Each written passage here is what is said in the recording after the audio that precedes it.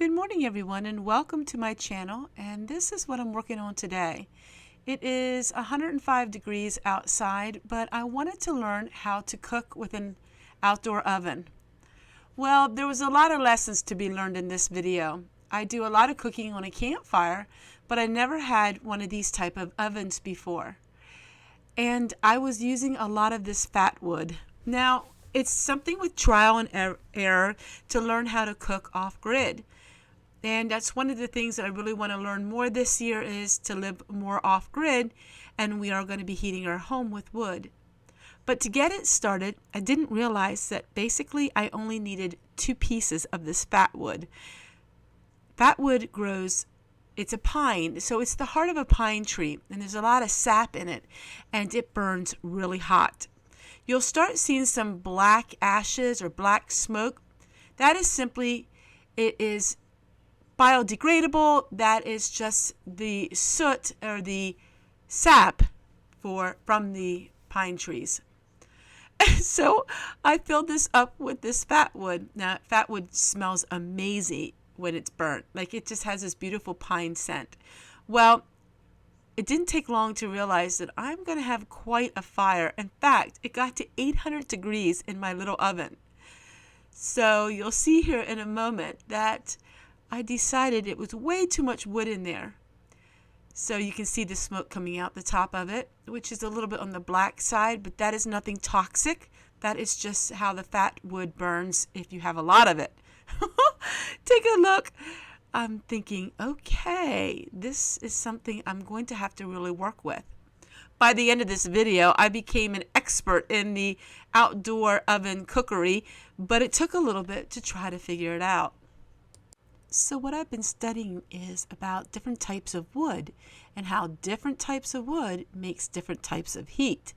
So we have some of this oak in here, and I took some of the fat wood out of it. Now we have this burning in, which I realized I had too much of that wood as well. We'll get it figured out here really easy. It just took me a little bit to understand. I really only needed 2 pieces of wood.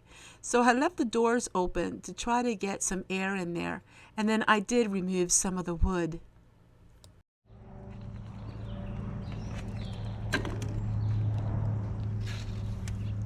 I got the temperature to a perfect 400 degrees, and now everything was perfect. And so it took about 20 to 25 minutes for the pizza to be done.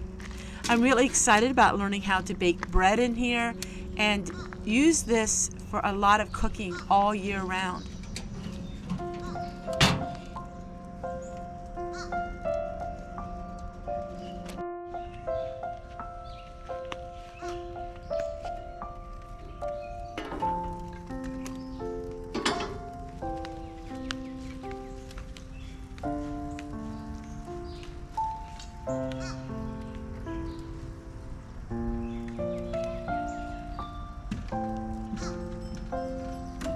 Now, I live on the grid, but I try to learn everything I can in case I would ever have to be totally off grid.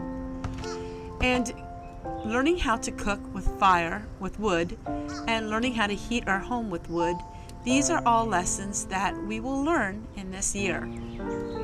Having the pizza cook with wood that came from our own property, and working with things that I have here on my own property is so satisfying.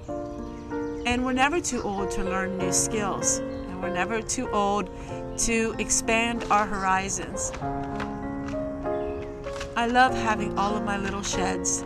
It gives me a lot of pleasure and fun. I like decorating them, and I like saving things for when times get bad. I think the difference that I would like to share on my channel than what maybe you would see on some other channels is a sense of journey. It's a journey, a process, a sense of adventure, not doomsday or not a negative undertone to it. We all know the world is bad. We all know there are bad people. There are bad players in this world. But yet, there's more good than there is bad. And I've seen that in the last month. And so I want to share with you off-grid preparing for things that may come, Not in a scary sense, but in a sense of wonderment and how did people really live all those years ago. Another thing that I like to do is create my home a place where I don't need a vacation from. So many times I heard loved ones say that they need a vacation. They need to get away from their house. To me, I want to stay at my house. My house is my little sanctuary. My house is my vacation. And so learning how to cook outdoors are things that I enjoy learning. And my pizza turned out amazing. To create a place that you love doesn't happen overnight. I can see why people that lived years and years at their property, they don't ever want to move. And so I have put a lot of energy into our place. When I was first married at the age of 17, my sister-in-law said to me, "Tessie, you don't get everything at once. It's going to take many years of being a homemaker to create the environment that you want." And boy, she was right. I've been a homemaker now 38 years, and this year is my year, and I'm really enjoying it.